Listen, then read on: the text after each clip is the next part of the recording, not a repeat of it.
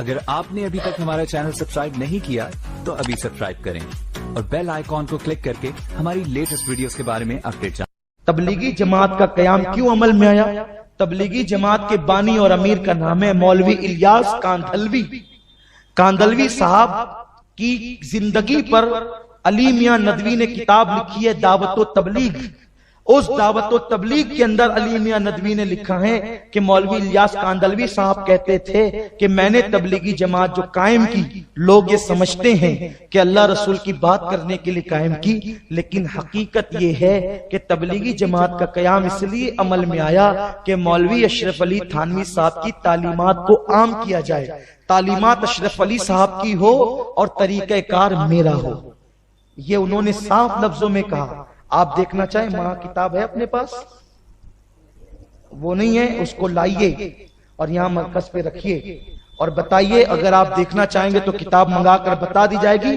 انہوں نے صاف لفظوں میں کہا کہ لوگ یہ سمجھتے ہیں کہ میں نے اللہ رسول کی باتوں کے لیے کلمہ نماز پھیلانے کے لیے بنائی، نہیں، کہتے ہیں کہ میں نے اشرف علی صاحب کی تعلیمات کو عام کرنے کے لیے جو ہے یہ جماعت بنائی ہے کہ طریقہ کار میرا ہو، بھولا بالا انداز، اور اصل تعلیمات کس کی عام ہو؟ اشرف علی صاحب کی۔ یہ ہے، اور آج وہ چیز ان کی زبان پر آ گئی، اور جو ان کی زبان پر آئی یہ آج کل کی نئی بات نہیں ہے، یہ اندر سے لوگوں کو گمراہ کرتے ہیں۔ اگر یہ صرف نماز روزے کی بات کرتے تو بتاؤ کہ پھر جماعت میں جانے کے بعد آدمی جب واپس آتا ہے تو وہ فاتحہ کے خلاف کیوں بولتا ہے، سلام کے خلاف کیوں بولتا ہے؟ جب وہاں صرف نماز ہی سکھائی جاتی ہے تو آنے والا حضور کے سلام کا مذاق کیوں اڑاتا ہے؟ اذان سے پہلے اذان کے بعد درود پر مذاق کیوں اڑاتا ہے؟ اس لیے یاد رکھو، اپنی اولاد کو صرف تم سنی ہو اتنا کافی نہیں، اپنے بچے کے دل میں محبت رسول پیدا کر۔ تم نے اپنی اولاد کو کیا دیا نہیں دیا یہ 2 نمبر کی بات ہے، اپنی اولاد کے دل میں غیرت عشق رسول پیدا کر۔ ہمارے مرنے کے بعد ہماری اولاد محبت رسول اور تعظیم رسول پہ قائم رہنا چاہیے۔ جہاں اللہ کی بارگاہ میں دعا کرتے ہوئے تم دولت مانگتے ہو، نعمت مانگتے ہو، دراز عمر و بالخیر مانگتے ہو، وہاں یہ بھی مانگو اللہ ہماری اولاد کو تعظیم رسول سکھا، محبت رسول عطا کر، عشق رسول عطا کر، غیرت عشق رسول عطا کر۔ حضرت سفینہ نے کہا اے ابو الحارث نحن مولا محمد صلی اللہ علیہ وسلم، میں محمد عربی کا غلام ہوں۔ پھر پتہ ہے حدیث میں کیا آتا ہے؟ قربان جائیں، امام سیوطی فرماتے ہیں شیر نے جیسے ہی سنا، شیر نے اپنی دم ایسے جھکائی جیسے کتا مغلوب ہو کر دم جھکاتا ہے۔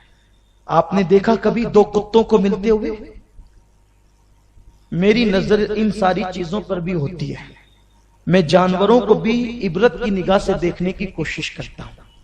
آپ کبھی بھی 2 کتوں کو دیکھنا، جب دونوں کتے دم اٹھا کر کے ملیں گے تو ان میں لڑائی ہوگی، لیکن جب ایک کتا دم جھکا کر ملتا ہے اور ایک دم اٹھا کے ملتا ہے تو لڑائی نہیں ہوتی۔ اس لیے لڑائی نہیں ہوتی کہ وہ کتے نے اپنے آپ کو اس کے سامنے مغلوب کر دیا، بولا کہ بھئی میں لڑنے نہیں آیا، میں تو بس ایسے تیرے علاقے میں گھومنے آیا ہوں۔ تو وہ کتا دم نہیں، ہاں یہ بسنے کی بات نہیں، آپ غور کر لیجئے گا، وہ کتا یوں دم ڈالتا ہے نیچے پیروں کے اندر ڈالتا ہے، یہ آپ غور کر لیجئے گا کبھی۔ تو یعنی وہ کتا اس بات کا ثبوت دیتا ہے کہ بھئی ہم جو ہے وہ چھوٹے ہیں، آپ سے لڑنے نہیں آئے۔ تو جیسے کتا مغلوب ہو کر دم نیچے کرتا ہے، شیر نے اسے دم نیچے کیا اور دم ہلانے لگا، اور گویا کہ دم کے اشارے سے کہتا ہے اگر تو غلام ہے تو میں غیر تھوڑی ہوں، میں بھی اسی بارگاہ کا غلام ہوں۔ اور اس نے کہا میرے پیچھے پیچھے آ۔ حضرت سفینہ اس کے پیچھے پیچھے گئے اور وہ شیر نے لے جا کر کے حضرت سفینہ کو قافلے سے ملا دیا۔ اچھا کیا سفینہ کو یہ نہیں معلوم تھا کہ میں اللہ کا بندہ ہوں؟ ارے رسول کے غلام ہونے سے پہلے تو ہر آدمی اللہ کا بندہ ہے۔ سفینہ بڑے ہوشیار تھے، جانتے تھے اللہ کا بندہ کہوں گا نا تو اللہ رزاق مطلق ہے، اللہ رزاق مطلق ہے، روزی دینے کا وعدہ مجھے کیا تو اس کو بھی تو کیا، تو مجھے شیر کی غذا بنا دے گا، وہ تو بے نیاز ہے۔ تو کہا کہ ہر جگہ یہ اٹکل نہیں چلتی، کہاں ہر جگہ اٹکل نہیں چلتی، وہاں تو محمد عربی کے غلام ہوشیار ہوتے ہیں، کہا اللہ رضا کے مطلق ہے، لیکن اب یہاں بات وہ کرو جس سے شیر بھی نرم پڑ جائے، اس لیے کہ اپنے مولا کی ہے بس شان عظیم، جانور بھی کرے جن کی تعظیم، سنگ کرتے ہیں ادب سے تسلیم، پیڑ سجدے میں گرا کرتے ہیں۔ میرے آقا علیہ السلام کے دیوانوں، شیر نے ملا، حضور کا ہر صحابی اپنے آپ کو نبی کا غلام کہتا تھا۔ حضرت فاروق اعظم رضی اللہ تعالی آپ فرماتے ہیں کہ میں حضور علیہ السلام کے ساتھ رہتا تھا اور میں حضور کا خادم تھا اور حضور کا غلام تھا۔ اب مجھے سمجھ میں آئی یہ بات کہ جب یہ درود پڑھتے ہیں نا، اللہ رب محمد صلی اللہ علیہ وسلم نحنو عباد محمد صلی اللہ علیہ وسلم، تو ان بھائی بننے والوں کو تکلیف اس لیے ہوتی ہے کہ یہ نبی کا غلام اپنے آپ کو نہیں سمجھتے، ان کا دماغ اتنے چوتھے آسمان پر ہے کہ یہ اپنے آپ کو نبی کا غلام نہیں سمجھتے۔ آپ کو بتاؤں، اللہ اکبر، جناب جبریل کہتے ہیں یا رسول اللہ میں آپ کا غلام ہوں، اس لیے کہ غلام بننے میں عافیت ہے، اور اللہ نے ان کو پوری کائنات کا آقا بنایا ہے۔ ارے جناب آدم، موسیٰ، عیسیٰ علیہ السلام اپنے آپ کو میرے نبی کا خادم کہتے ہیں، عاجزی اس کا نام ہے، غلامی اختیار کی جائے، لیکن جن لوگوں کو انگریزوں کی غلامی کے لیے پیدا کیا گیا ہو وہ رسول اللہ کی غلامی کا دم کب بھر سکتے ہیں؟